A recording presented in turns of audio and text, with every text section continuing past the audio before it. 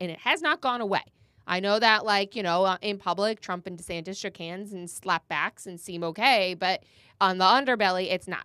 And so what we're seeing shaping out, and this is what is happening a lot at our state level of government right now, is you have the supermajority Republicans who are like in the Trump camp, and then you have DeSantis, and they're constantly fighting with each other, and that's why. We are about to end session. Session should be ending tomorrow with a balanced budget. And for the first time in how many years? We do not have a balanced budget. The one job that we have elected these representatives to do, which is to pass a balanced budget. Constitutionally, that is all they are required to do when they have their 60-day session up in Tallahassee. They have not managed to do. And they're not even close. They're like $5 billion apart, the state house and the state senate. Right. Problems. We can talk. So we'll talk about that a little bit later. But my point is what we could see happen is we know that rumblings are that Casey DeSantis is going to run for governor. Byron Donalds is already running. So Byron is seen as the Trump anointed. Casey DeSantis obviously seen as the DeSantis anointed. And so the camps are going to divide exactly that way. And then I don't know what the Democrats are going to do. I mean, we've heard now that Pizzo was at the top of the list to run for the Democrats. Now he's not. If he's not a Democrat, I don't know who the Democrats are going to put up. I mean, Moskowitz. Right. Well, it was very interesting because who did they put? David Jolly. David Jolly is the one that who was a never Trumper.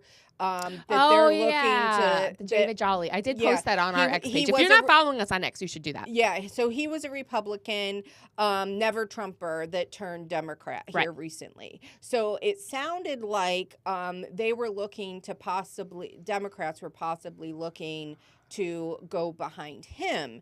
Now, whether that's true or not, I don't know, but it was very interesting because the DNC vice chair, David Hogg, who happens to be from Broward County, basically came out and was like, we're getting rid of the incumbent Democrats.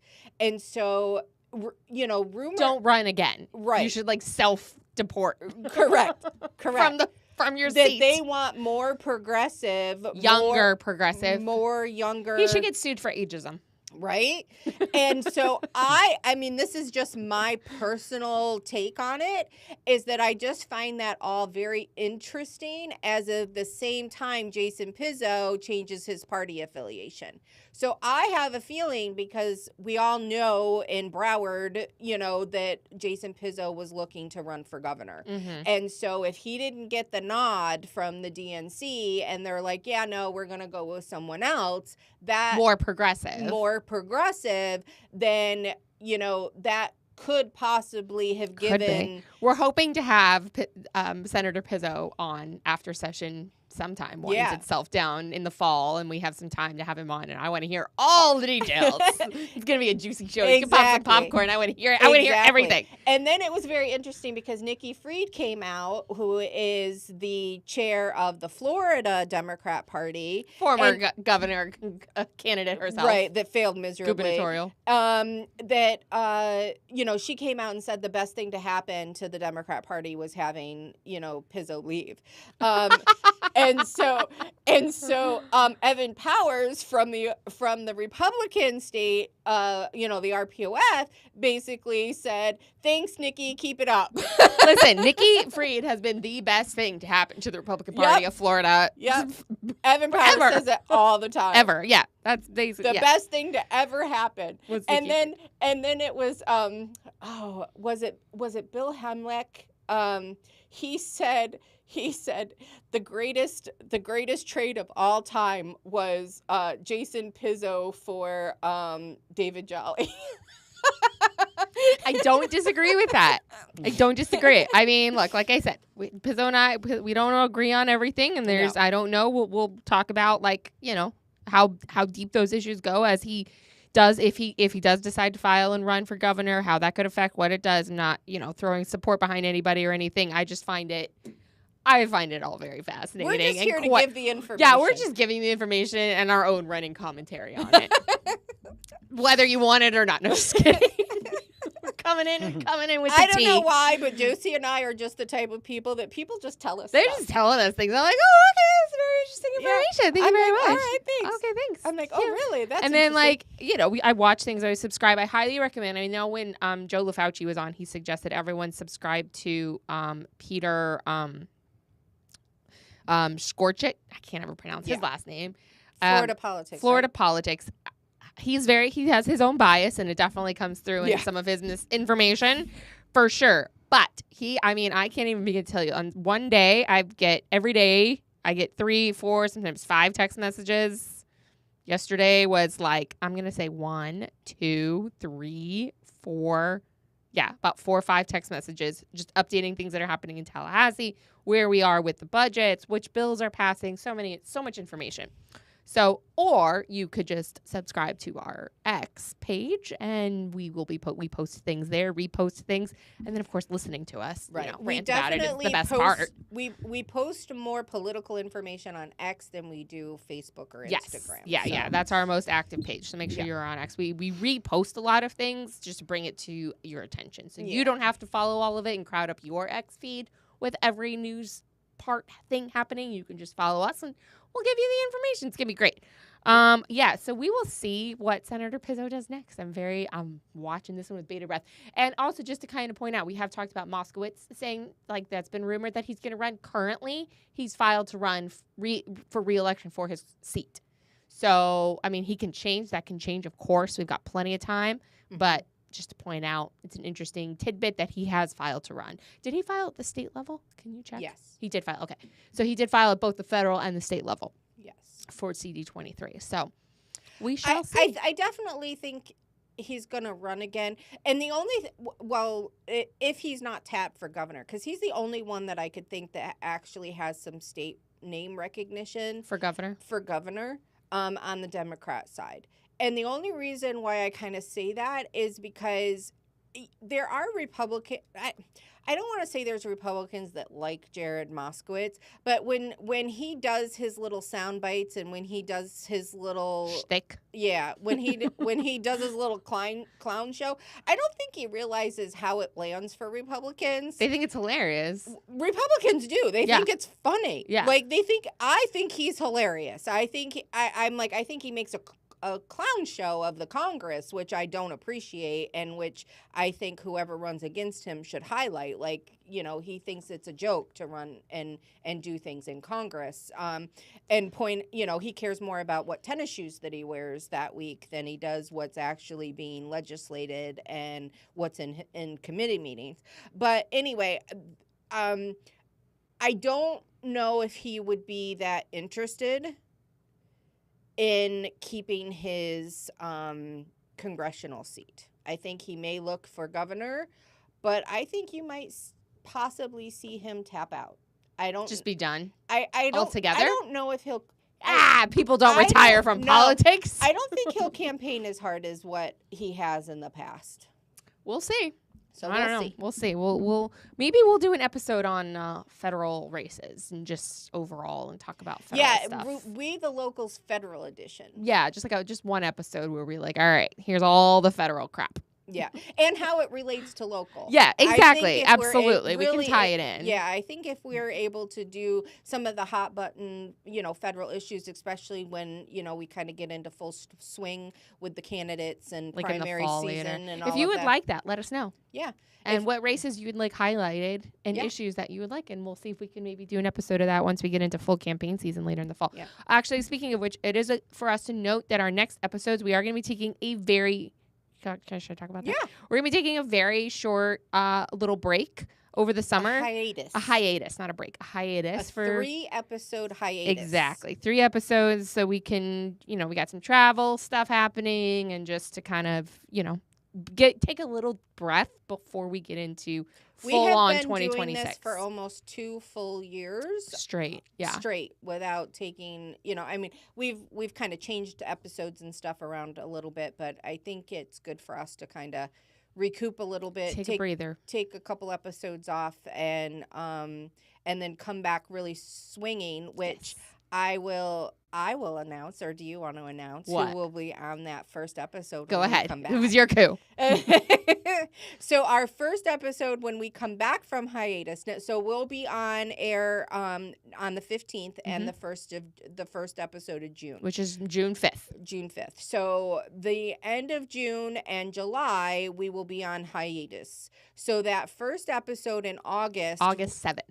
Okay, so August 7th, we are going to have previous candidate Daniel Sabata on the episode. He's going to be our guest on that August episode. He is actually on the candidate recruitment and support committee with me, and he's the one that did my little handy dandy binder. He better come with a binder for me, or I'm not going to allow him in the door. Zapata. I'm gonna tell you that right now. He also, I would like to note too, he when he ran, he was within 1,000 votes, I think, right? Of getting his seat. It was an open seat in CD 89. Not CD. HD, House District 89, State House 89, and he was it was an open seat, and he was within 1,000 votes of winning. It was one of the closest, other than the one that went to a recount with Ann Gerwig up north. His was probably one of the closest that we've come to flipping. It was a Democrat held seat, so even though the candidate that ultimately won, the Democrat that won, she was new, so it was still open, but it was a Democrat seat, and it is a Democrat heavy district. Pretty heavy Democrat, and she had to come out pretty moderate, though. It forced her to come out pretty moderate, which was a win for us in that aspects of things. And she's done some good things up there. She actually came out against dyes and foods and things like that. So that being said, obviously we still would have preferred him to win, of course. But he didn't. But he did come very close, and so he ran a very, very strong campaign. Learned a lot, has a lot of great information. I'm very excited to have him on the show. Yep. So we're that August episode back, we are going to break down every county race, who has filed to run, what the probability is to run. We're going to give you some data and some statistics and some strategy. Some nerd stuff. Some crazy nerdy stuff that you're going to be able to kind of understand why Josie and I feel the way that we do about some things, because we have the whole bigger picture. If you didn't ever before. Right, exactly. If you think like, wow, they're a little crazy. Here's why. Here's why. Here's why. So it's going to be very exciting to have Daniel Zapata on that. So August 7th. So we will be here. That doesn't mean that tonight's our last episode. We'll remind you guys about this as we get closer. We've got the 15th and the 5th. Yep. 15th and 5th. So we have 2 more episodes. We'll take a little summer break.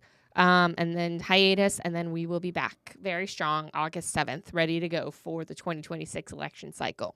Yep. Okay. So should we go state, or should we go? What do we do? Let's go to state. Go to state, and then get back down to local. Yeah. Okay. So just in case you guys have missed it, as I said before, the state we're supposed to end session tomorrow. According to the Constitution, they have one job: pass a balanced budget. Everything else is superfluous. This year, they decided to file, 2,000 bills, 3,000 bills? I don't even know. Nobody knows for sure. I mean, so many bills. That majority of them have obviously died in committee, because how can you possibly be read up on any of those to get them through committee process? Well, when I look at 2025 session, and when I do the joint chamber, Senate and House, it goes to bill range all the way to 8,000. Shut up. That can't be that many bills. I don't know. I'm saying those are your options. If it's like the House, I believe it's 7 per 8 member. No, 7 per member. I thought it was 8. No, it's 7. No, it's 7. Oh, it's 7. 7 bills per member. That doesn't mean that everybody files. No, 7. But yeah. So the last bill. Let's do some fun numbers here. The last bill was 8105. Okay, so let's say how many representatives are there? 104? Oh, I don't know. I think there's 104. We figured this out one time, and I can't remember what it was. So it's anyway. Okay. Point is there's a lot of bills, and they did not pass a budget. They are, and not only did they not pass a budget, they're not even close. They're $7 billion. I'm sorry, they're like $5 billion apart. The House and the Senate. So the House has to pass their budget, which is primarily based on tax, sales tax. Sales tax. Yes. So they're fighting. Okay. So they're fighting over. They're fighting over sales tax because the House wants to do sales taxes. The Senate wants to. It's so nuanced. DeSantis came out, wants to remove property taxes. Nobody could come up with a good way to do that because the cities and the counties are pushing back because that's how they fund. We've talked about this a couple episodes ago, so I don't want to rehash too much. But property taxes, most property taxes are individual property taxes go to fund things like police, fire, roads, necessary services. And so the cities and the counties were like, okay, state, if you remove property taxes, how are we supposed to fund these things? State goes, oh, what do we do? So here we are. They didn't do anything with it. DeSantis came. Okay, so I'm going to just directly read from a couple things in the Florida's Voice news, which, again, has its own bias, but it has some lots of good information. So this was today. GOP launches effort calling on all counties to give immediate property tax relief. Local governments must adopt the rollback rate to let hardworking Floridians keep more of their money. So they're kicking it down the crap rolls downhill. So they're kicking it down to the counties and the cities and telling the counties and cities, you need to reduce taxes. You know, which is insane. Right. But this was really interesting because I kind of overheard some of the arguments on this. So, you know, the argument is that homeowners' property values have increased year after year after year. And that's true. In Palm Beach County, we reached, I think it was in 2024, we reached over $1 trillion in property value. Mm-hmm. And then we have to have a balanced budget in Palm Beach County. Mm-hmm. So when that funds increase, then we have to spend that money. Now, on the other aspects of it is that it's like, well, we provide all of these types of services. So it's like if you cut, you know, like a couple dollars off this side, you know, one side of you know, funding, where does that get made up? So it's like there's the certain things that go for ad valorem taxes, like Josie was saying, which is like fire, police. It funds your constitutional officers, and that side roads. That side of the budget. So, but then you have this whole other side of the budget.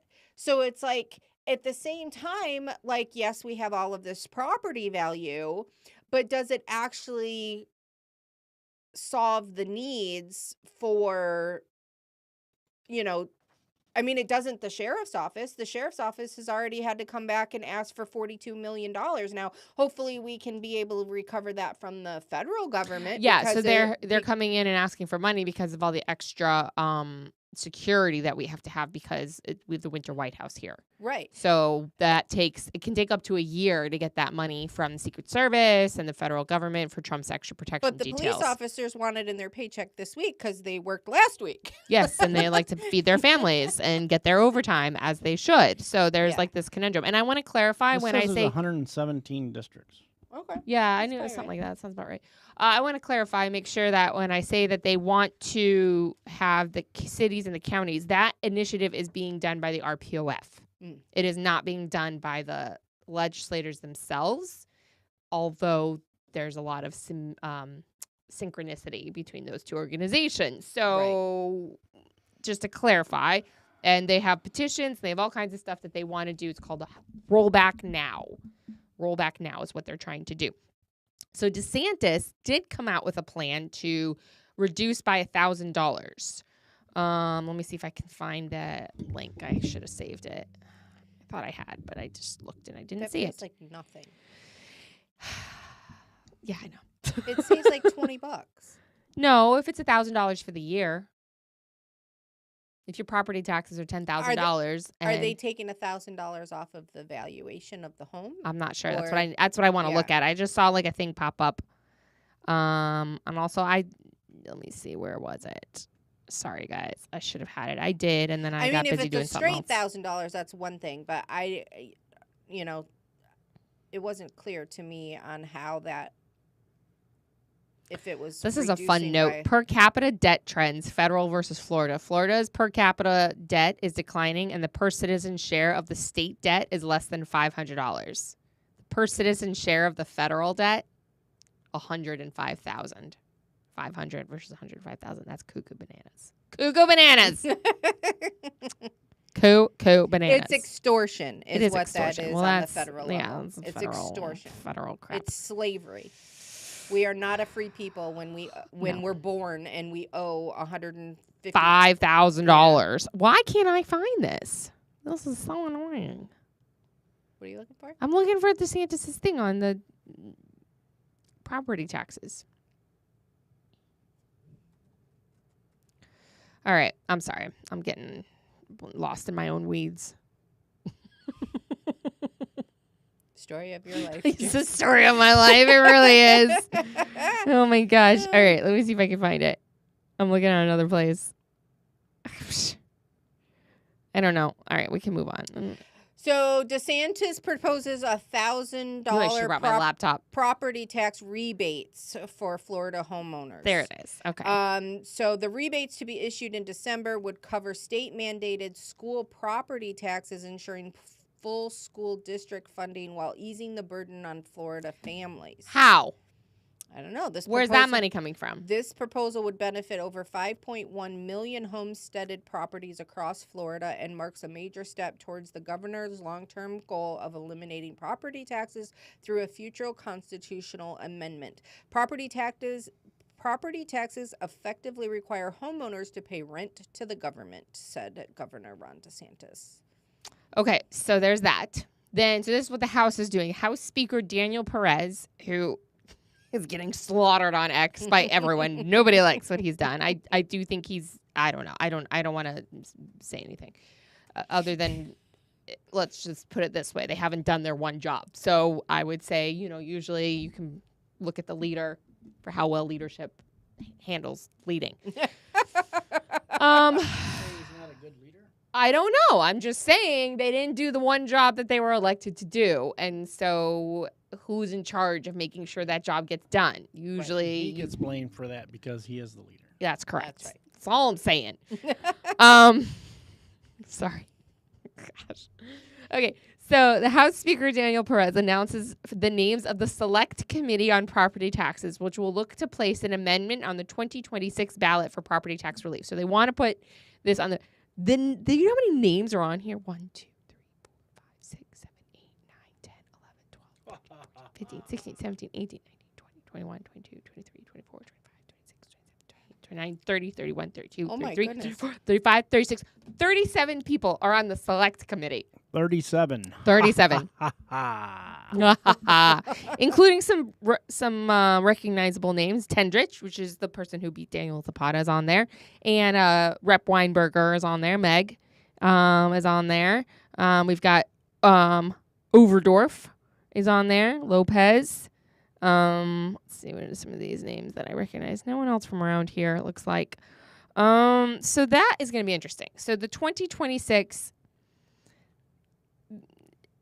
So they want to put it on. So they want to put it on the ballot, and I don't know how well that's going to go. I think it's going to pass. Yeah, exactly. But then what are they That's- going to do to fix the problems? That's the thing. That is- they're not going to. They're just kicking it to the voters without informing the voters of what's going to happen. And then the cities and the counties are going to go, we have no money to fund the sheriff's office, and we have no money to fund our fire departments. And then in 2 years from now, when all of this takes place, someone's going to call 911, and they're going to be like, sorry, we can't come because we didn't get any property taxes, and the state didn't do anything to make sure that we stayed alive. Somebody tell me what's going to happen. Well, what's going to happen is all of our municipalities in Palm Beach County will be absorbed into the county, and then we'll be under county and state rule instead of municipality. Good Lord Almighty. Which would happen if the municipalities become insolvent. There is a website, rollbacknow.com. That's what I was talking about. Rollback. That's what it is. Rollback Now, which is Rollbacknow.com. sponsored by the RPOF. It is sponsored by the RPOF, yes. Florida property taxes have skyrocketed, with some cities seeing increases as high as 60% since 2019. Local leaders must take action and adopt a rollback rate. Sign the Rollback Now petition, rollbacknow.com.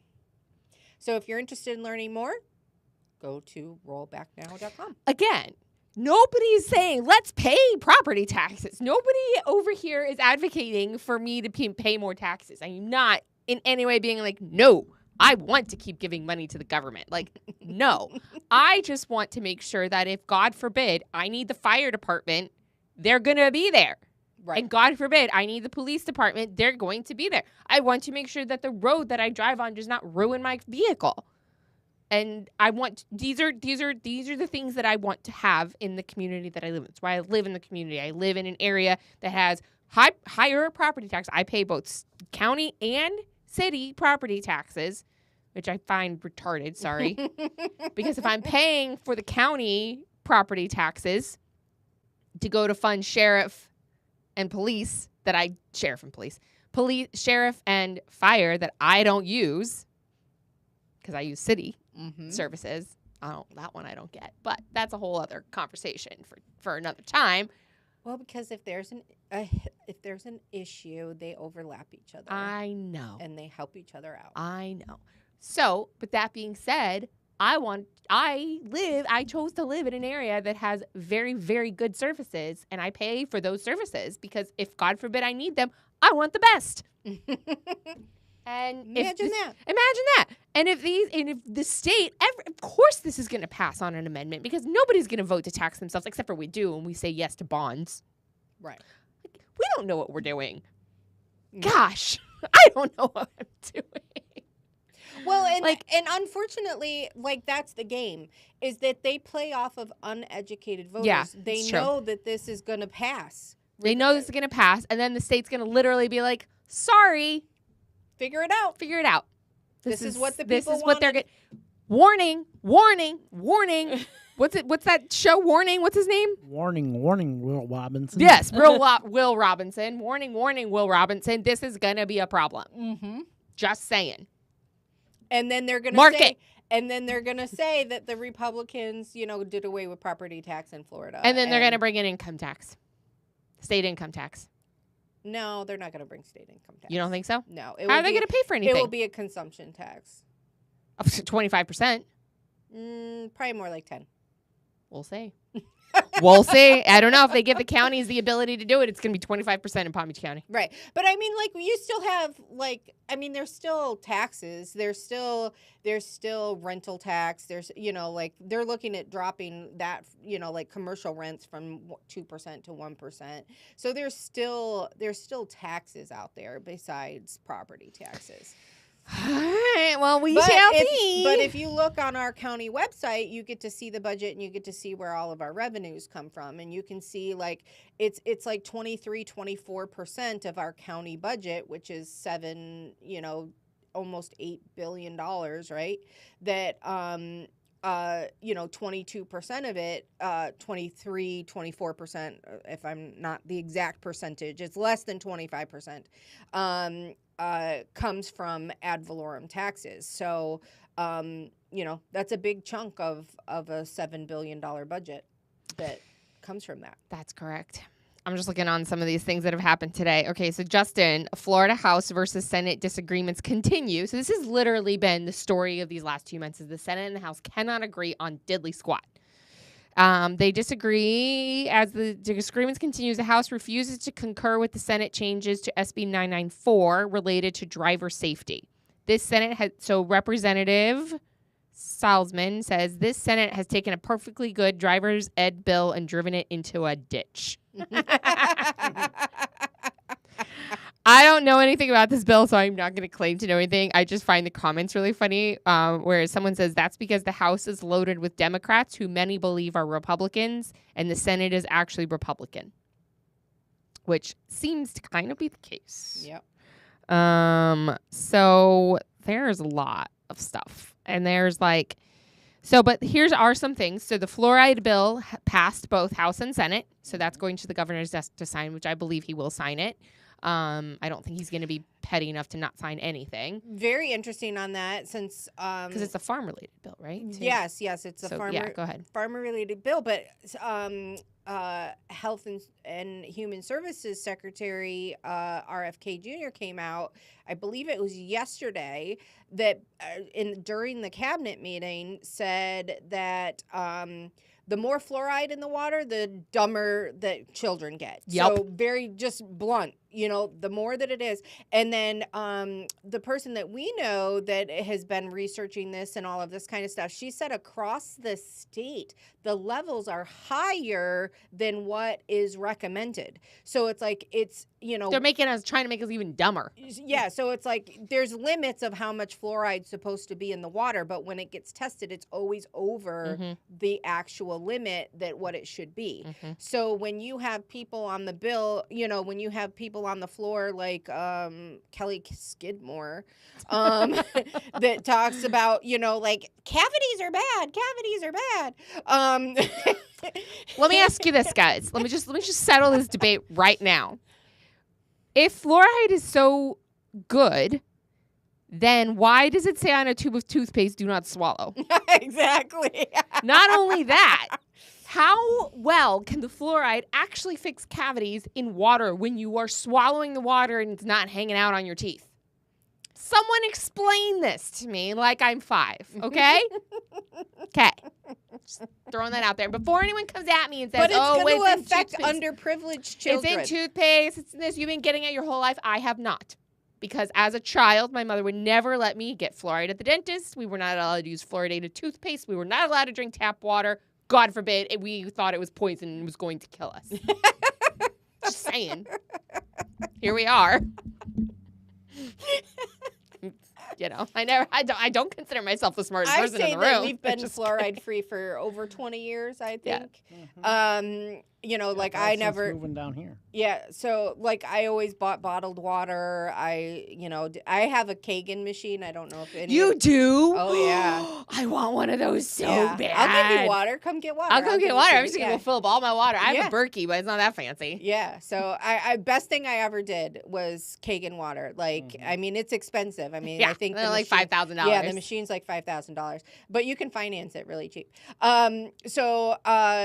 But listen, I need sponsorships. Get the lights on so that I can make some money. Because we don't make any money off this podcast. But if I get enough sponsorships, I can get a Kagan water.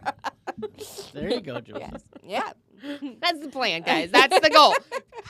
# goals for 2026. Yeah. But I was, but I bought bottled water, and then I realized how much I was spending on bottled water. We always had and it was cheaper than the Kagan, and the Kagan machine is a little cheaper. So I was like, okay, let's do it. So yeah, we always had some type of cleaning solution in our water, filtration. Situation. I used to buy alkaline water too, so not just like spring water. I would buy the alkaline. It's even better for you. Water, which then got really expensive. Yeah. So anyway, that passed, and sounds like I do believe the governor will sign it because LaDapo is the one that's been championing it. Well, I think what's going to happen is Florida is going to set the precedent, and then it's going to be very easy then for Secretary Kennedy to come in and say, okay, we're banning it nationwide. Yeah, which he'll probably get sued for, but. Oh yeah, Pam Bondi in the cabinet meeting said that everybody in the cabinet that was on the cabinet had hundreds of lawsuits filed against them. They're all getting sued up the wazoo. So I'm sure he'll get sued for that by a crazy state that's like, no, we must keep poisoning our children. From fluoride manufacturers that are like, oh crap, we're all gonna go out of business. Yeah, you know what? Go find a new business. Learn to code. Sorry. Boom. We're done, right? Yeah. Okay.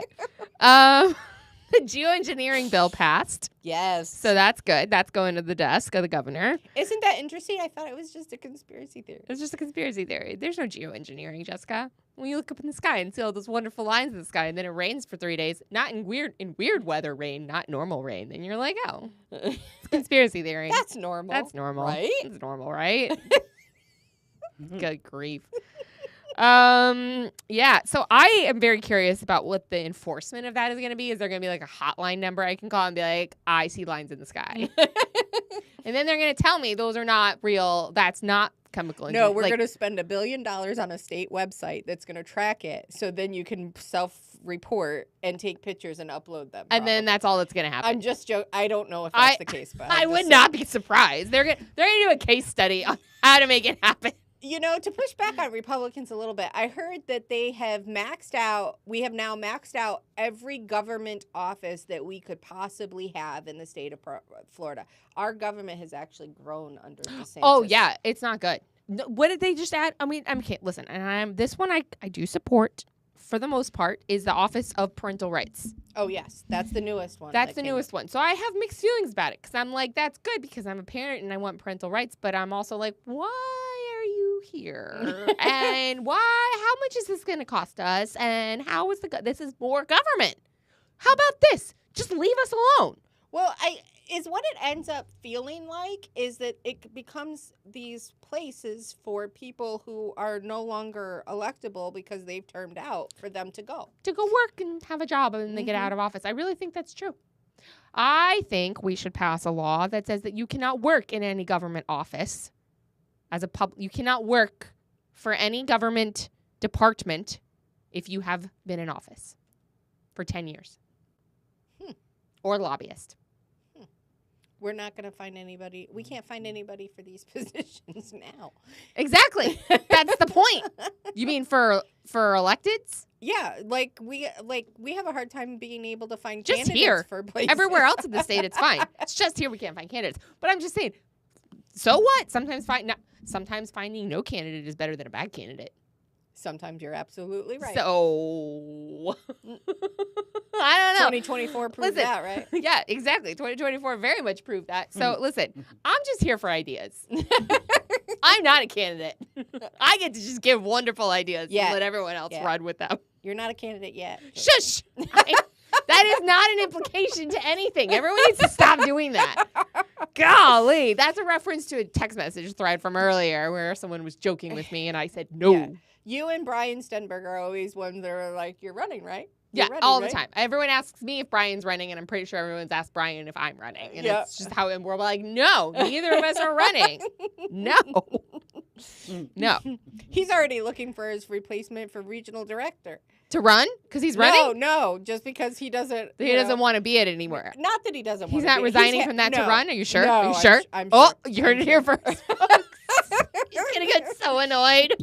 Just hope Jen's not watching. Mm-hmm. Yeah, right? I'm just going to kick him out of the house. Be like, no, I heard. Josie said. Just kidding, Jen. Oh, gosh. Okay, so back to state crap. What else we got? Those were the big ones that I noticed that passed. I mean, so could you look up the one about the license plates? I can't. Oh, let me see. I have the numbers here. Hold on. Let's go back. SB 92. Let's see, these are I have my list here that we've been talking about on the show, and now I want to see where they're at. SB 92.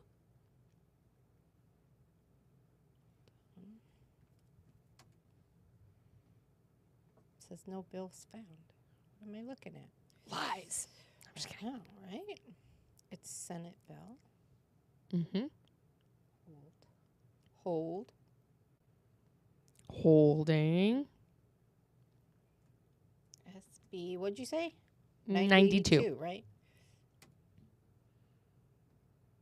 It says 0 bills found. That's weird. That is very weird. Fox News Steve Ducey is moving to Florida. Ooh. That's going to be interesting. Yeah, it was interesting because Senator Pizzo actually made it onto Fox News National News. Yep. So, it's interesting. All right, let me look on let me see if I can find it. Oh, here we go. Okay. So this is the one where they typed wanted in a other field. and it didn't realize This is the one to add a tag in the front of the vehicle. Yeah. Registration tag. So let's see where we're at here. SB 92.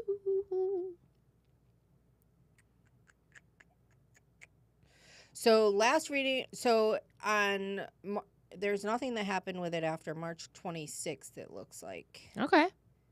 So let me see if there's... Maybe it died. Not to be resurrected again. It passed the Appropriations Committee on Agriculture, Environment, and General Government on the 18th of 12 yeas, 0 nays. But I don't see anything It didn't after go any that. further. All right. It hasn't gone any further Again, since. I mean, thousands of bills were filed. So how can all of these go where they need to? So that was one. We talked about the geoengineering. I have SB 1260. I didn't put a title by it, so I can't remember which one that is. Hold on one second. Okay. I just happened to glance through this, and they did X out for front end registration license plates. So that's been stricken from the text of the bill. Structed. So that was interesting. We had a feeling that kind of might happen. And then, so what was the other one? 1260. Senate bill? Yes. Governor calls for immigration reform. Perez says no, flips under pressure. The governor says don't change insurance reform. Perez says no, forces a vote, flips under pressure. It's a hot mess. What's the number again? 1260. 60, right. What? Is this filling in things that I'm not seeing? Oh, wait, here's some fun facts. Are your eyes working right now? No. Okay, so Florida voter registration numbers. You guys ready? Yeah. Ready. So there are 14,056,982 active party registrations in the state. 5,613,353, so about 5.6 million, approximately, Republicans. Democrats are 4.3 million, and other parties, so NPA or any other Green Party or whatever party affiliation they sign up for, is 4.0 million. 4 million, just over. Wow. So it's almost dead even with Democrats and NPAs or other parties. And then we have about 1.5 million advantage on either of those. I find that very interesting. That is interesting. Mm-hmm. Very interesting. So the change from April, we got a shift. So the Democrats went up a little bit from, down a little bit. Sorry, I can read. That's the opposite direction. I'm okay, guys. Really am, I think. So I'm showing Senate Bill 1260 Mm-hmm. on the county constitutional officer budget processes. That's the bill? Oh, yeah, that's the one. That's the one if they can go back and say, appeal to the state if the county doesn't fund their budget. Yeah, so it was temporarily postponed. Dead. So, I don't know. Dead. Okay, so here's a question.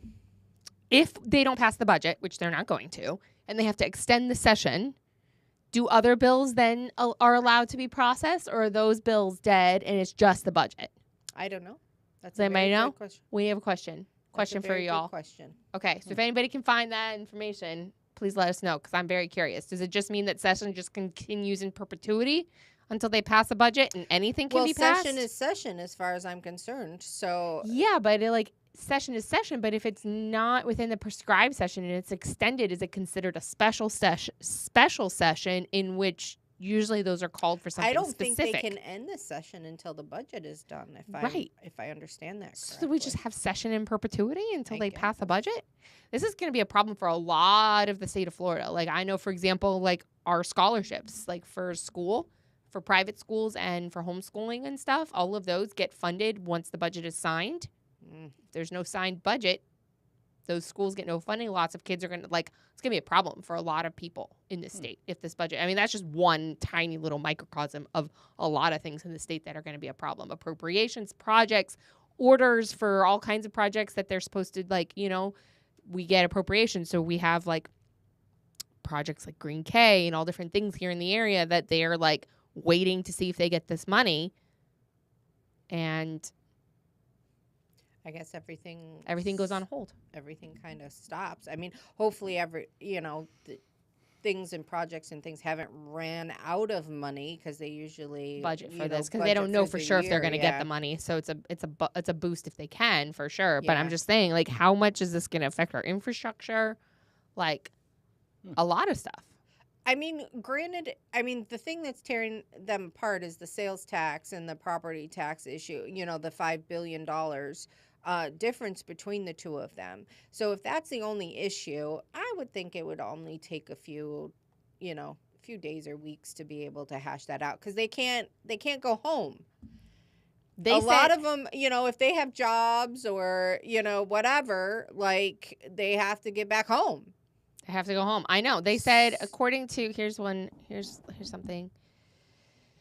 So it says Peter said in this text message thread that he gets, session nears its end. The House and Senate are still grappling over bills that got bounced between the chambers on Wednesday. Among the bills in question, the Senate sent back to a measure protecting state parks from new development, stitched together bill on attorneys' fees and phosphate disclosure, and Lucy's Law, which I won't get into right now. And then a bill amending Florida's free kill provision stalled. There's also one on here about Live Local. Some amendments to Live Local. Yes, I was going to look into that. That just passed today, I guess. Can you look at that one while I'm reading this? Is there a bill number? It doesn't say. It just says amendments to Live Local. Let me see if it says. Yeah, it doesn't. As of Thursday afternoon, the chambers have agreed on language protecting state parks from land development. So this is more updates. A repeal of Florida's free kill provisions. I'm sure that's to do with hunting. Restrictions on local zoning limits. I'm very curious what that means. And an update on the Live Local Act.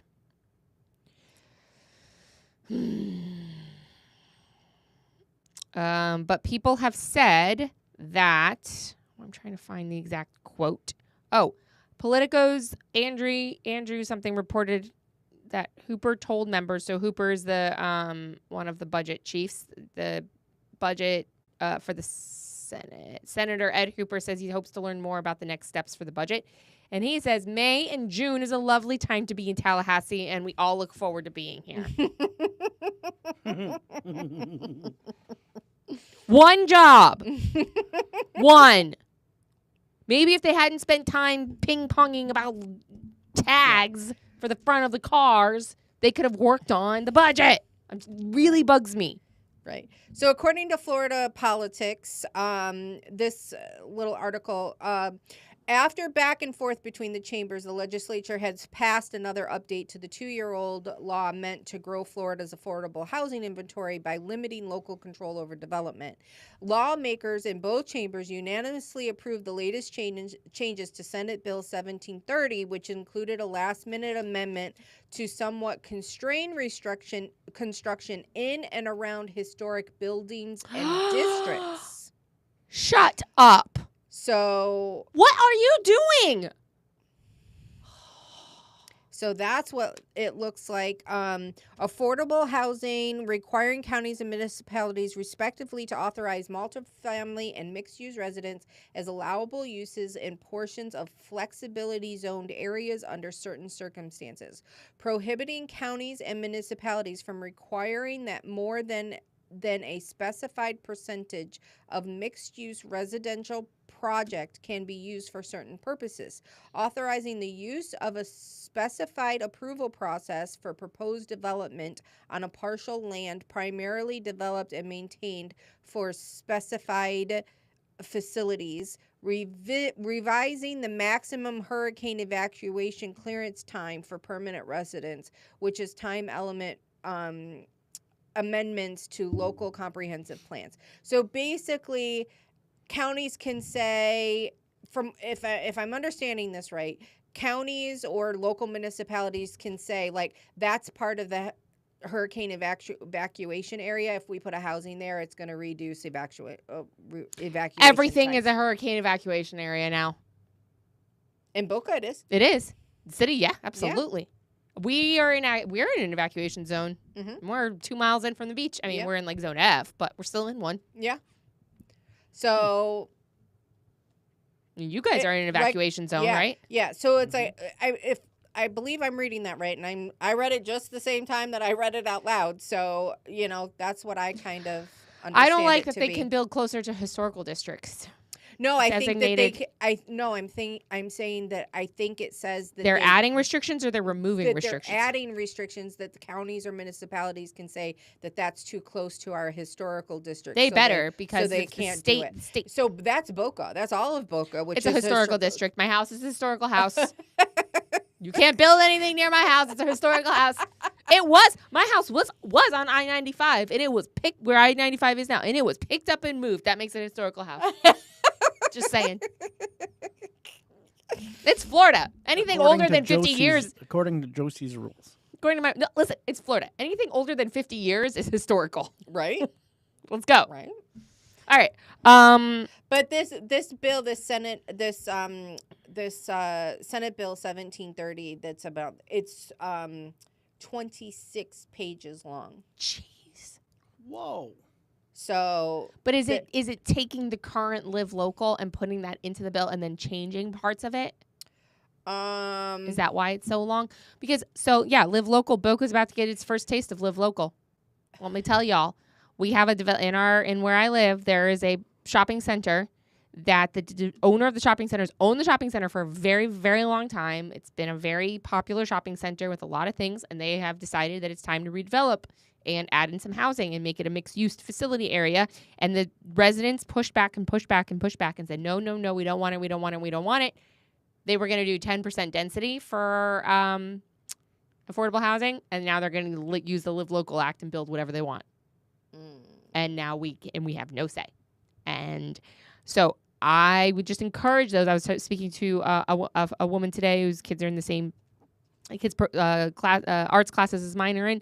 We were talking about stuff because she's like, what about this? They live in Boynton. And this is something I forgot to ask Commissioner Turkin about last time he was on, and I'll have to ask him next time I see him, is about the mall, the Boynton Beach Mall. There's a lot of conversations about that mall being converted into a mixed-use facilities with housing and things like that. That was a big thing for their campaign. Big thing for their campaign. And the residents there don't want mixed-use facility. They don't want anyone living there. But it's private property, and the zoning does allow for it. As far as I know, someone correct me if I'm saying that wrong, but from my understanding, there is a zoning allowances for it.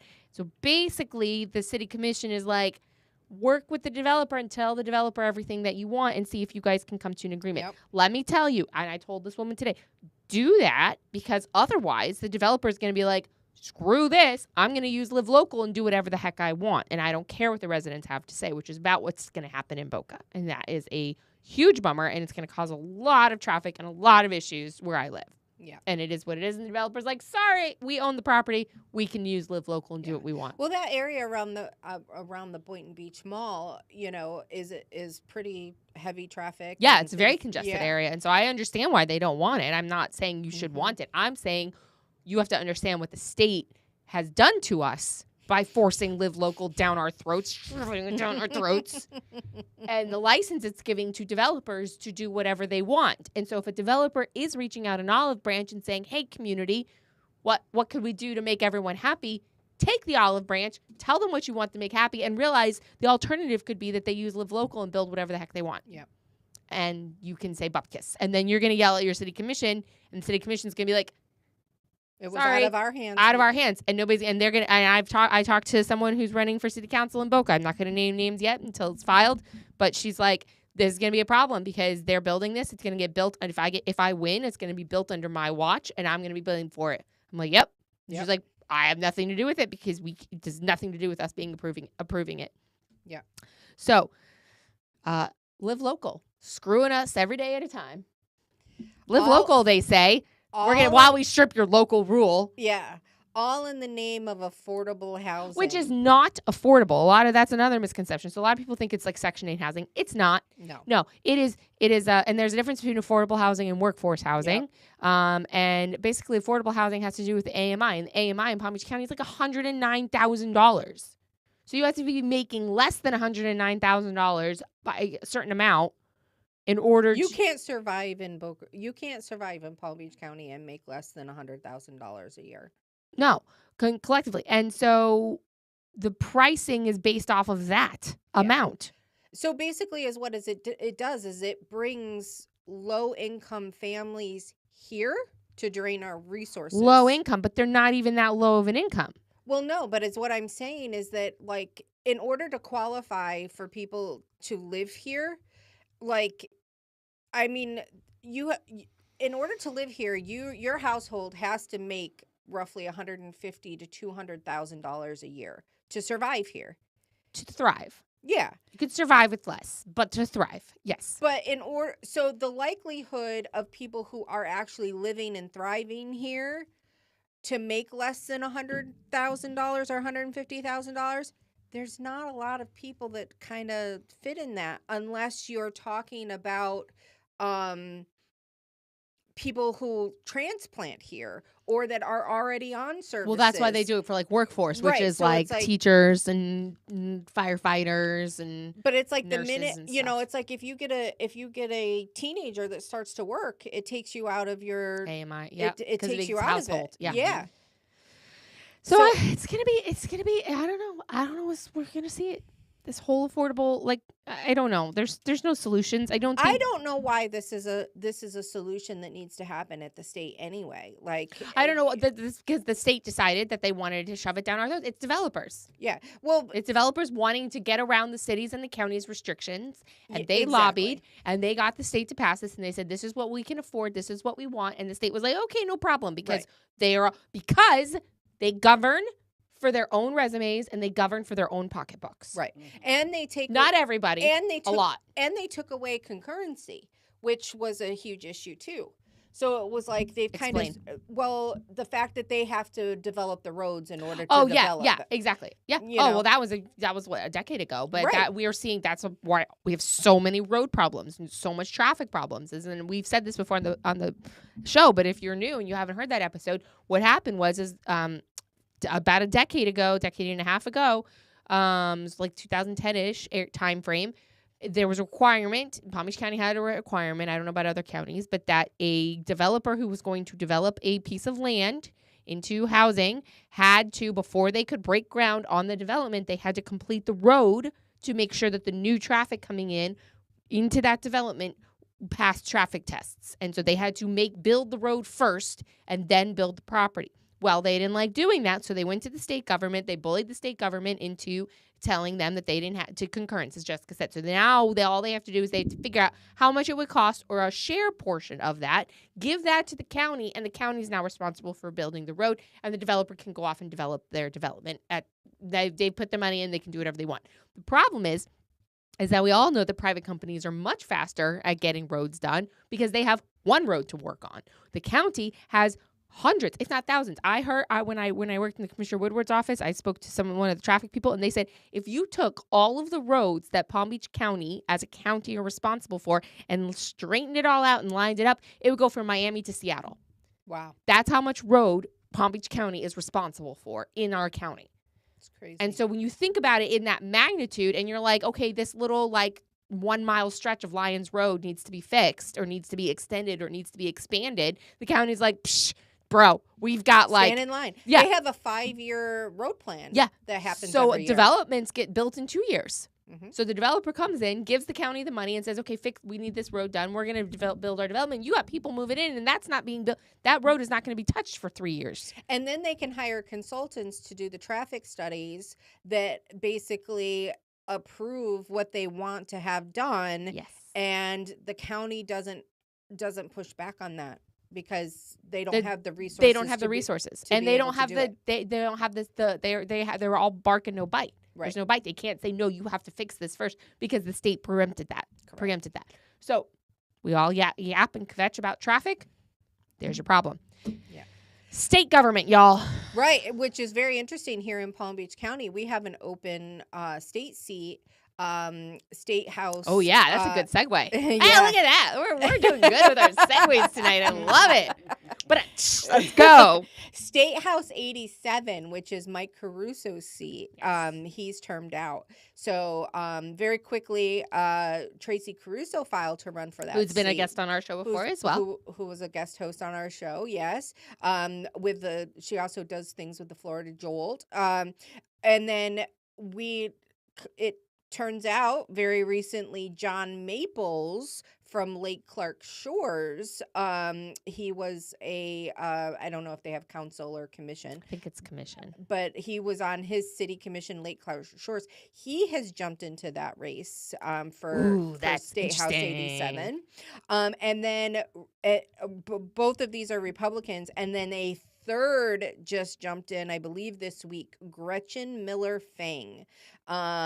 She's filed to run. Yeah, on the 28th she filed to run for that seat. I was like, oh, so it's like a couple days ago. So now we have 3 Republicans running for that open seat. Because it's a Republican district. So it is a strong chance that a good Republican will win that, as long as they don't kill each other in the primary, which, we'll see. Well, the thing of it is that Mike Caruso is very strong in that district. I mean, he is out talking with constituents constantly when he's here. Yeah. I mean, whether it's, him and Tracy are going out to dinner or just community events, like I've never not seen him anywhere working the crowd, shaking hands. Unless he's in Tallahassee. And talking with people. Yeah. Basement in Tallahassee. Which he got caught in the crossfire between the Trump and DeSantis camps because he just stood up for his principles and what was best for his constituents, and he got relegated to the literal basement of the House building offices and lost his parking spot because, he dared go against the powers that be and his committee assignments, which just tells you what's happening in Tallahassee. Right. Mafia. Yeah. Mafia. So interesting enough, our state house races, there's a couple that are going to be pretty exciting on the Republican side. Which is to say, I will just put this out there because I would really like, as a lot of hopefully know, we hosted a debate last year during the 2024 cycle between the 2 Republican sheriff's candidates, which was a lot of fun, very interesting, very informational. I learned a lot about both candidates just by moderating the debate. I hope that our audience learned a lot about the candidates as well. And so we're really hoping to actually host some debates and moderate some debates from the podcast as we the locals. That's one thing we'll be working on in our hiatus as well, is trying to see if we can be able to get that done. So we need money. Yes, we need money. This concise part. Not a ton. It's not crazy. And just for full transparency, it cost us about $1,000 to put together that debate. Yeah, it's about $1,000 because we have we have venue, we've got equipment, and we got the recording, the sound. We hired someone to run all of the sound and operate everything and all of the because if we're moderating, we can't do the behind the scenes stuff. And Stu's good. It's not really his wheelhouse. He's like, this is it. I'm maxed. We don't have the equipment. We don't have the equipment outside. So we bring that in, and so so if you would like to help us specifically with getting financially with a debate, if you would like to sponsor it, if you're a business, we can give you a shout out. That one I don't think we will take any candidate sponsorships for, because that would look a little bit biased, right? Skosh. But if you are a business or just someone who would like to see that debate happen, please let us know. Or if you're a candidate, you can just donate. And you can just donate, just not as a candidate sponsorship. Yeah, as a candidate, feel free to donate. If you're like, I want to do a debate, like let's. But we will not moderate a debate if you donate to us. That's not how that works. We will do it if you just want to donate to see debates happen. We'd love to do that. That's not the only one. We're looking at a few other ones, a few other debates that we would like to moderate. So it's definitely on our radar for 2026. So we'd like to make that happen. So if you that's something you're interested in seeing, definitely, if you would, so you can send us a donation. If you can put a little designation on it, that's for debate. We'll make sure it gets set aside for debate fundraising. Absolutely. So that is going to be, so that race is going to be very interesting. And we've had several, at least I've had several people come up to me and ask, like, are you going to do debates? So people are looking for it. They want it. They want to be able to watch it live. They want to, have a similar experience like they did with the sheriff's debate that was very successful, and I think we got over 1,000 views on that debate. Yeah, so, we had a lot. It didn't monetize us, but it definitely helped our numbers and helped our reach for sure. Yes. So, so that's really exciting. And then the state Senate race that's going to be very interesting to watch, which I think we've talked about before, is District 26. That's Yvette Drucker, Rick Roth, and David Silvers. Yeah, so that's going to be an uncontested primary, I think. Yeah. I am very interested to see how Yvette and David Silvers go at each other. David has experience of running this type of race because he was a House rep. Mm-hmm. Yvette is a city council member for Boca, and so she's got experience running city council races against me. She beat me, but she did not beat me in a debate. So there's that. That's true. So we'll see. It'll be very interesting to see how that plays out. Which is we could segue into some Boca stuff. It is getting there. Yeah. Right? And just a shout out to Drew Montez Clark. He's running for State House 82, which is on the west side of the state. Okay. He actually was going to come over here and live with his family. I think he ran against was it Sheila McCormick? No. Yes. Was no. That no. Yes. Was it a Congress seat? I think it was. Yeah, I can't remember. We met him that one time after Yeah. meeting. Yeah. Yeah. Great family, Dr. Drew, and his wife, just great people. So, if you're on the west side, I know a few people watch us from the west side of the state, check him out if you're interested in helping with a campaign. So, not that I personally endorse him, but check him out. If you like what you see, help him out. Yeah, I agree. All right, so Boca. So Yvette sits on the city council for Boca. Boca's elections, as we've talked about, are going to be lit, and they are lighting. Things are happening. They are beyond lit. They are right litting now. up. Litting up right now. So I've gotten 2 text messages already from Andy Thompson. I heard someone got a mailer from him already as well. Interesting. Yeah, so he is coming in hot. So are you pulling it up right now? Yeah. Okay, because I was going to do also here. I got it too. So let's see. Oh, no, I don't. Where'd it go? We're having some fun technology fun tonight. My Boca. So I keep checking it. Every time I check it, there's something new. Yeah, I'm pulling it up right now. All right. So as we've talked about, what? She filed. She did? Yep. She was okay. Wait. I want to do it. Wait, which one? This one? Mm-hmm. Yeah, no, I knew that. We knew that. That it was official today? No, it was official a couple days yesterday. Yesterday. No, it was 2 official. days ago. Okay. Wait, what's today? Tuesday. She did it Tuesday. You're thinking the other one. I think you're thinking the other one. Yeah, I was thinking the others. Okay. I'm sorry. That's okay. She got me all excited for nothing. No, I'm just kidding. Okay, so this is an interesting field here. So we've got the seats that are open. Let's go back with that first. So we've talked about this. It's mayor is open. Scott Singer's termed out. Seat A and seat B. Remember, Boca is an at-large city. So anybody, all the seats, everyone votes for. There's not districted like in Boynton. So currently, we've got Bernard Korn, Andy Thompson, and Fran Knockless running for mayor for the city of Boca. Very excited.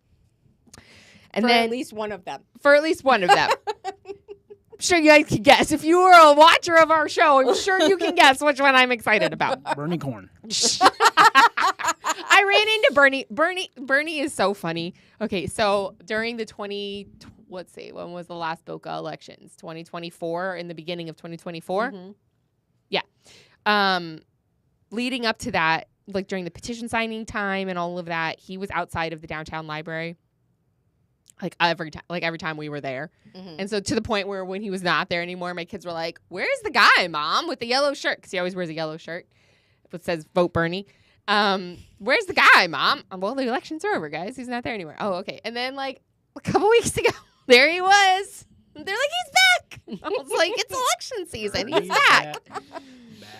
Back again. He's back again. Anyway, so Bernie Korn.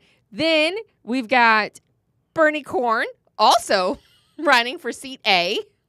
Woohoo. Mark Wigder filed for seat B, which is his current seat. And Robert Weinroth filed for seat D, which is Andy's seat.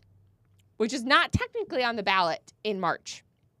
No, not technically. It's not on the ballot in March. It doesn't matter. Correct. So the way that it works, How does he? even though Andy, I'll tell you in a second.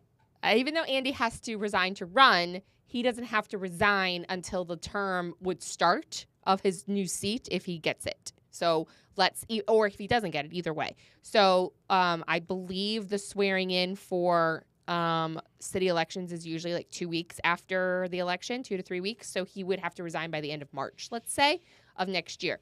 So at that point, that's when that seat becomes open. And an election is either scheduled, someone is appointed, or an election is scheduled or someone is appointed, or they look to the next election. So what likely will happen, and I believe it's 160 days, if there's another election, whether that be any type of election, primary, whatever it is, scheduled, then within 160 days of the date of resignation, then that election can go on that ballot. So in theory, 160 days, so 90. So if it's the end of March, sorry, I'm doing some math, April, May, June, July, August. No, it wouldn't happen. It wouldn't be August because that's 30, 60, 90, 120. Yeah, it could, actually. Right? Someone check my math. It sounds right. Does that sound right? Yeah. So it could be that then the Boca City election would then be put on the August primary ballot and Bob would be on that. And if nobody files against him, he wouldn't go on it. He'd just take it. Right. So someone needs to file against him. Brian. Oh, you're going to be in trouble. I know. I'm going to get a nasty text from Jen saying, stop it. But we cannot let Weinroth run unopposed. I feel like we keep saying this. We've been saying this for years. Yes, he will not go unopposed. I can tell you that. Why are you running, Jess? No. But we will find somebody. I will pick somebody up. You know, there's that great homeless guy. We'll have Bernie run against him. That's how Bernie is finally going to get on the city council, is he's going to run against Bob Weinroth. We'll actually support Bernie in that race. Oh, my gosh. I can't even. Because for the record, guys, Bernie has run. He ran against me in 21. I know he ran against Scott Singer in 2020 for mayor. I don't know what he ran against before that because that was before I lived in the city. That was my first, I think, city election was 2020 because I moved into the city limits in 2019. No, 2018, actually. So I don't think there was an election in 2019. So it was 2020. Maybe there was. I don't know. I couldn't tell you. I guess we could look it up. But Bernie ran. So he ran against Scott Singer in 2020 for mayor. He ran against me in 2021 for seat C. And against me, Yvette, Constance Scott. So it was a four-way race. Yvette won. And then he ran against Scott Singer for mayor. Did he run again? He ran against Yvette. In 24. But I think he ran again between 21 and 24. He didn't. He didn't run against Mark or Fran. Okay. Because those both ran unopposed. So he didn't run against Mark or Fran. He ran against Scott Singer. No, again, I already said that. Yeah, he ran against Scott Singer. When did Scott Singer run for re-election? It would have been 3 years ago because it's on the election. It's on the ballot in 26. In 26 or 23. It would have been 23. So in 23, he ran against Scott Singer. Yep, that would make sense because then in 24 he ran against Yvette. Right, and that we had the ballot initiative. When did we have the ballot initiative? 23. 23. No, so that wouldn't have been mayor. We have to look it up. I can't remember. I don't 23 he didn't run because there was no election in 23. That was the ballot initiative. Right. Because they changed the Why am I blanking? The mayor was running then, but nobody ran against him. Bernie did. I thought Bernie did. No, I guess not. 23, no, nobody ran against because they were they all did unopposed because Mark ran unopposed too. They did the switcheroo, that's right. thinkaroo. They did it the day after the election. That's right. They changed the qualification period, so anybody who was running on that ballot in what would have been 2022 couldn't have ran for city council. Right. And then they ended up doing the ballot initiative, costing the taxpayers $250,000 with no candidates on the ballot. Right. To say no to extended term limits. Right. That's what it is. Okay. That's what it was. So anyway, Bernie's run a lot. He's trying to get his way into the city council. And will laugh really hard if the race is between Bernie and Bob. Oh my gosh. That's hilarious. Oh my gosh. Okay. And this is a nonpartisan race, so there's that too. Just keep that in mind. It's a nonpartisan race. Sorry, distracted my phone. There's a lot going on. It's a nonpartisan race. Okay, so we've got Fran. All right, so it's back to our list. Fran, Bernie, and Andy for mayor. Yes. Andy Thompson is going to have to resign to run again. Remember, in 2022, he resigned from city council in order to run against Peggy Gossett Seidman's state house seat in 91. Which I will say, while the city races are NPA, that race was not nonpartisan. It was a Democrat versus Republican, and Andy's mailers were very, very hardcore Democrat. Yep. So I'm not going to sit here and say like his party and all of that as far as the Boca races, but he sent out some very pro-abortion, very anti-life mailers, and he sent some very, very strong anti-gun mailers that went out to the community. And attacked Peggy pretty good. Attacked Peggy pretty hard. He attacked Brian when he ran in the last race. So Brian ran again. So then Andy had resigned to run. So now he's got nothing. So then the next opportunity to run again, he ran. And that's when Brian ran against him and unfortunately lost. And Andy attacked him and his mailers a lot then too. So that seems to be his MO. And went after Brian for saying that Brian said when he ran for city council that taxes were going to have to be raised if stuff needs to be cut. If they didn't take a hard look at the budget and make some concessions and some changes, or you're going to have to go to the taxpayer and get a bond. Well, it turns out that it looks like that Boca may have a bond on the ballot at the end of this year to pay for our downtown. Right. And then Andy also criticized Brian for saying that there wasn't a solution to traffic, saying that there's a solution to traffic. There's been no solution to traffic. Yeah. It's been a year. Andy has not brought forward any solution to traffic. In fact, I haven't heard him talk about traffic at all. No. I mean, I don't watch every meeting, but I haven't seen anything in the news. I haven't seen him say he's got great he plans. lies, he smears, and then he resigns his position when he thinks that there's a better one in play. Which goes back to what I said before. There are two. I've been saying this is like I feel like this is my mantra for the year is that there are there are two types. I mean, there's variances within there. I don't want to go completely black and white on things, but there are two types of people who govern, elected officials. There are elected officials who govern on behalf of the people to do their best on behalf of the people, which are very few and far between. Majority of elected officials govern for their resume and sound bites.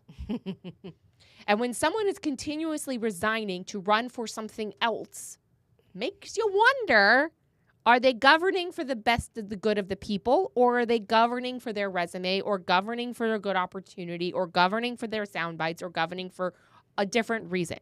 What is going to influence their decisions? Because if they're not governing on the behalf of the people and they are governing for their resume, they're going to make decisions that might go against the people, and they're going to justify it and sell it. And a lot of politicians are really good salespeople. They're really good at talking. They're really good at saying all the things, just like the traffic. Oh, no, he says there's no solution for traffic. There's a solution for traffic. There's no solution for traffic. You cannot widen the roads in Boca. Yeah. There's no way to do it. The only solution for traffic is to take cars off of the road. They're trying their best to do that. All of the options have been laid out. The other options are going to be road driving restrictions. Like your license plate ends in an odd number, you don't get to drive here on Tuesdays. That's how you take traffic off the road. Is that what you want to live with? Or like they did in, what was that, Washington, D.C. or New York? Like if you drove on certain roads, you got charged a fee. Up the wazoo. Yep. To go into downtown, you got charged money. Like to just drive, not to park, not to do anything, but just to drive through on the road, you get charged. So what are these solutions for traffic? I'm open to solutions that are not going to impede my ability to travel about the city that I live, pay to live in. So we have to be better voters when we vote and ask them, okay, so what is your solution for traffic? I want a solution. If you're going to sit here and if you're going to open your mouth and say, as a candidate, this person doesn't have the solution, but I do, and then you don't back it up with a solution, a realistic solution. I don't mean like, oh, we just need to get cars off the road. No shizzle, Sherlock. Like, duh. How do we do that without restricting people's movements?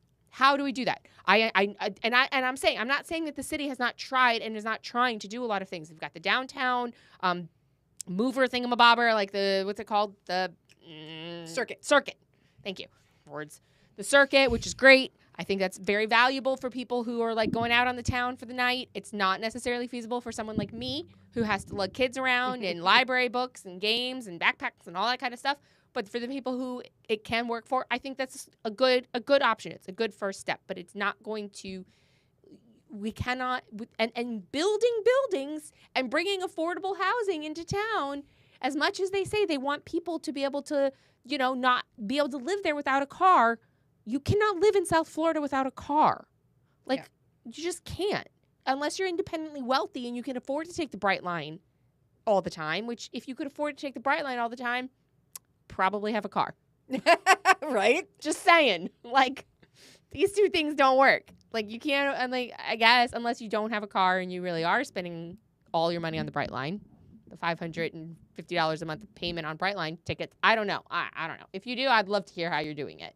Yeah, it doesn't make any sense to me whatsoever. So I just don't, as much as people want Florida to be like New York, it's not going to be.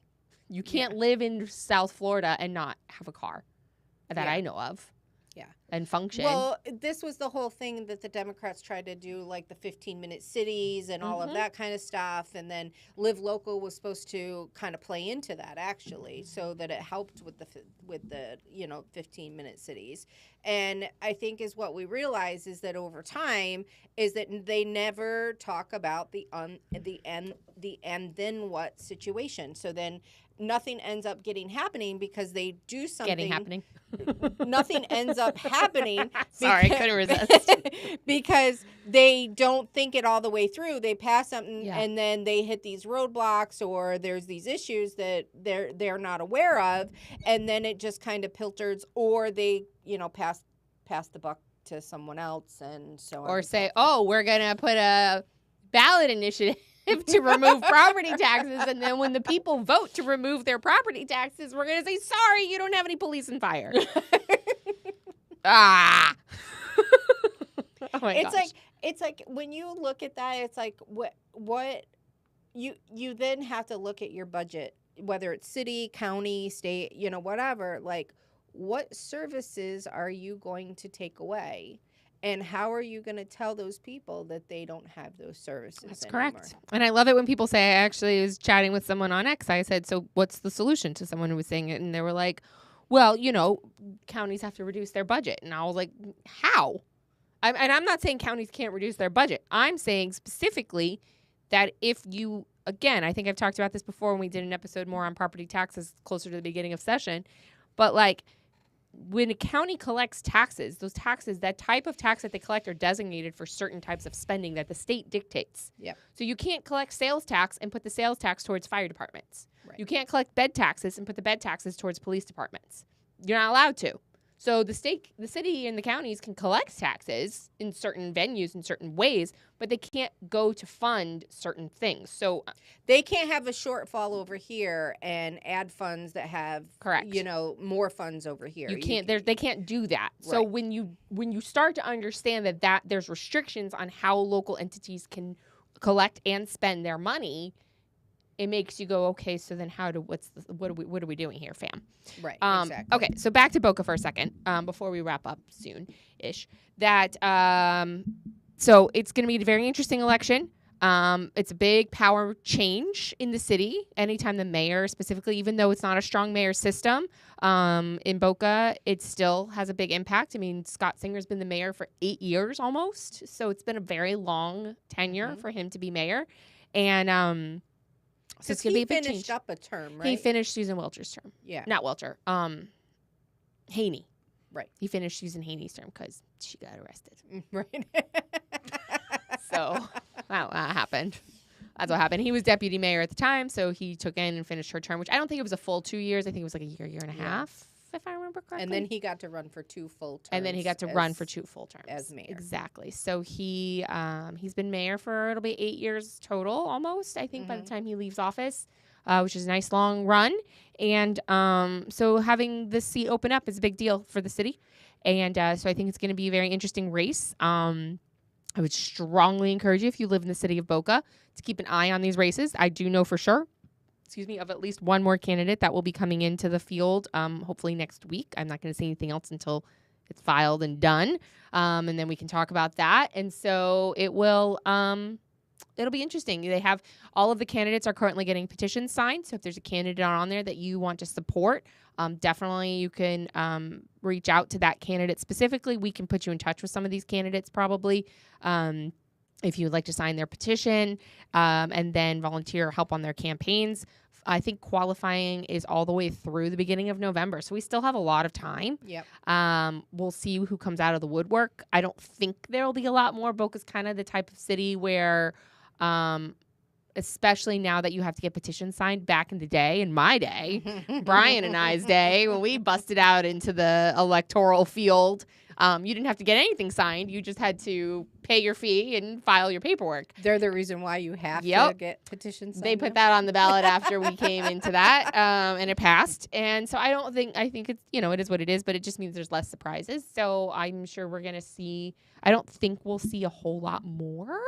I think also usually Boca's pretty good about when there's decent candidates in the race. There's not a whole lot of people that are like, no, they'll be good. And Mark has done a great job as a city councilman. I think he's doing a great job. I think he falls into the category, in my opinion, of someone who governs for the sake of the people. Yeah.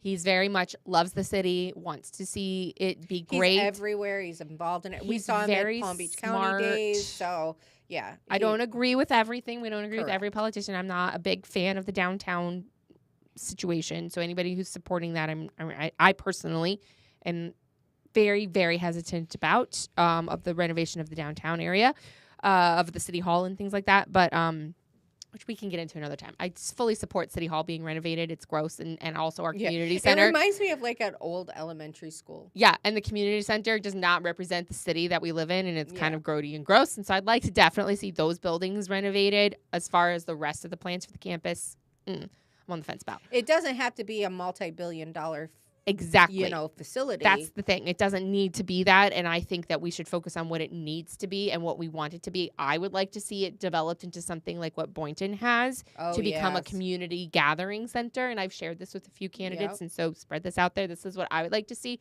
because what I see happening in Boynton is I see a strengthening of their core community. Yep. And that's just going to make a better city. And so we do not have anything like that in the city of Boca. We do every once in a while, they do things at Meisner Park Amphitheater. But like if you want to go to like a pumpkin patch there, you have to pay $25 a ticket just to walk in the door because it's a private event. And so it's like for me and my family to go, it's $125 for us to walk in the door. Plus they want to ride the rides, plus the food.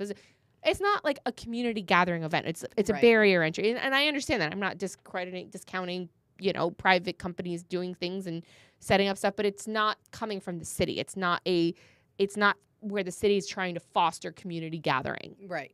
And that's what I would like to see. So I would like to see our downtown used for that. Well, they have Mayor Singer's Zumba class down by the beach. Is that this Saturday? I don't know. Well, you can go do that if you want. But I would like Zumba doesn't cut it for you, Josie? I love Zumba. I love it. It actually, I'm a big Zumba supporter and a big Zumba doer. I don't. He got his skills at the the Dolphins game. Dolphins game. Oh my gosh, it's so true. I wonder what's next for Mayor Singer. I've heard speculations. I mean, technically, he could run for city council. I heard that too. So we must know the same people. Must be talking to the same people. So all that to say, sorry, I'm rambling a lot, but that's what I would like to see for the downtown. And so I'd like to see someone support that, focusing on how we can make it a community gathering place and not just more housing. Let's serve the people that we have in the community now, in our city now. So that's that's a big one for me. But that being said, Boca is pretty good about supporting people who haven't rocked the boat too much. That's kind of I feel like the mantra of a lot of. And I am going to say I'm going to be very disappointed in Boca Raton residents if they vote for Andy Thompson. I will too. You can't resign from a seat twice for better pastures when you haven't even been able to lead in the seats that you had. Mm-hmm. Mm-hmm. That I agree. Just doesn't make any sense. It bugs me a lot. It just makes it feel opportunist. And I will be the first one knocking on doors saying, this is what's happening. This is because we don't know. We can't trust him to stay in the seat. Exactly. Like next thing you know, he'll be running for CD23. He'll resign from the mayor and say, I don't think he's in that. I think he's in 22. Okay, so no, maybe no, he's in 23. No, he would be. It would be 23. It would be 23 if he's in the city limits. It would be. Yeah, he's in the city limits. Mm-hmm. Which is a whole other conversation, but no, he'll move to run is what will happen in another. Season. Yeah, I think, and then I would like to definitely see that, we don't let Bob run unopposed. I do think Mark is going to be good. We'll see. I don't know. We don't know. We'll see what happens. It's just now the chess pieces are being laid out. But watch what's going on. Let us know if you have any questions. Yeah. So with that said, I am on the candidate recruitment and support committee. So if you are interested in running in your municipality and want to know how to get started, you can reach out to us here. You can contact me directly. You can email us at wethelocalsfl@gmail.com if you want more information. And that's throughout the county of Palm Beach. So if you are interested, you want to know how to get involved or how to get involved in a campaign. Maybe you want to run in a few years, but maybe helping out with a campaign. We have a lot of things that can be done, to be able to help, lack of a better word, groom you or prepare you for training, a seat. And then if you have higher aspirations, we can help you from there. As long as you're only governing for your people and not for your resume. Right. Exactly. All I'm going to say. Exactly. There's a natural progression that happens in politics. Sometimes that's forced, but there is a natural progression in politics that kind of just the people should be propelling you forward, and not donors and other people. Or your own interests. Where you're like, I'm going to resign and I'm going to do this. Right. Just saying. So timing is everything. Exactly. So don't hesitate. It can be kind of scary, but you're like, oh, I kind of would want to do that, or just have questions. Just have questions. Also, if you are very active in your community and you know somebody that you would like, hey, they would make a really good, commissioner or council person or, whatever, and you're not really comfortable with calling them and having that conversation, make Jessica do it. Call me.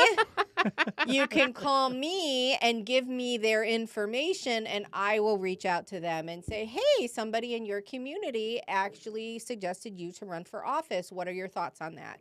So I would be happy to make those phone calls for you if you're uncomfortable yourself. So I'm sure I'm going to get lots of calls for Brian and Josie to run. No. Yeah. I'll count them. I'll let you know. All right. Well, that's what I was going to say. I mean, look. They can if call. the people want it. No, I'm just kidding. Really kidding. Call, but doesn't you mean can call. That's fine. Yeah, I'm not going to tell you what to do. You do you, boo. just no. So anyway, if you want to get more involved, I am that resource for you here locally in Palm Beach County. So don't hesitate to reach out. Any final comments? Jessica can run. No. I'm good right where I am. I don't have my husband here backing me up to say nope. Yeah, I love what I do. No, and that's the thing. I really do love what I'm doing right now. So it's not that I wouldn't want to, if the call came to serve, it's not that I would say, no, I don't want to serve. I just am happy with where I'm at right now. And I think that we have some good options. Yeah. For Boca for now. We'll see what happens as things shake out, but I want to make sure that we pace ourselves.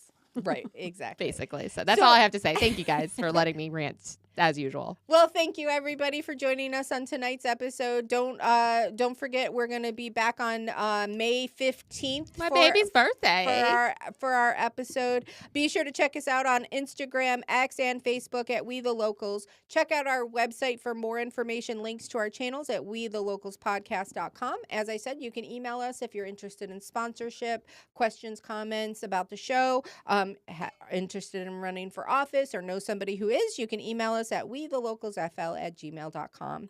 Have a great night, everybody, and stay local. Bye. Bye.